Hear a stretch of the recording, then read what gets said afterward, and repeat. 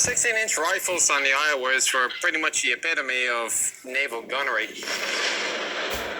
Beneath me where I'm standing, there's several decks of ammunition handling, powder handling, and just motors to keep the entire turret running around. This is a 1,700-ton turret mechanism that I'm standing on.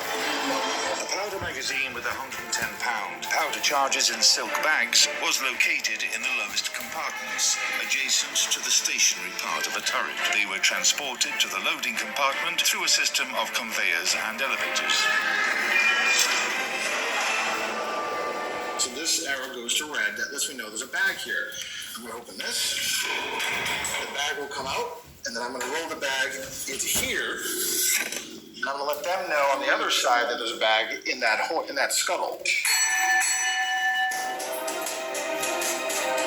The sailors here would stay here, and the sailors in there would stay in there. But let me show you how all this works.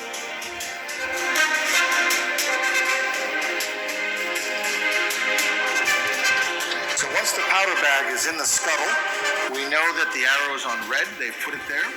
Then we have to open this one. That brings out the 110-pound powder bag.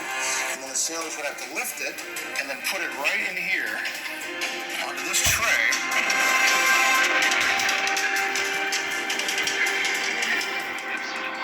3 bags here, 3 bags here. This is the elevator car right in here.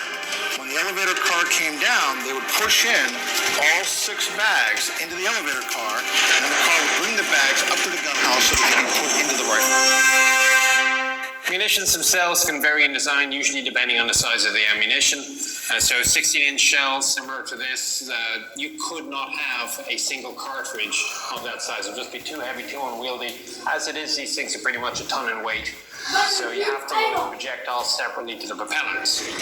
First of all, a shell should have been inserted into the gun barrel. Shells were stored in a 2-storied annular magazine inside the turret's barbette. A separate hoist was used to feed them.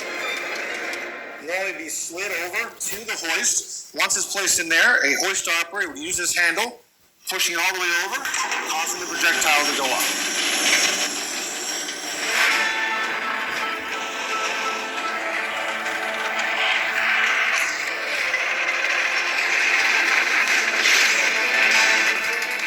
The loading process takes about 30 seconds, and when the gun is ready to fire, all that's left to do is pull the trigger.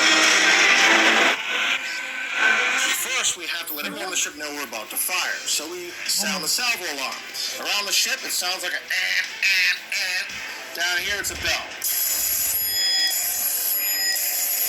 And then we're ready to fire. This is the manual trigger right here. Once this is pulled, the guns are fired.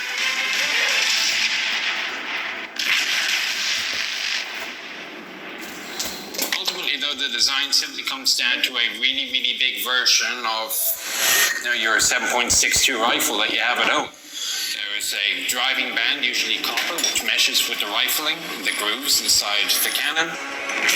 Round goes bang.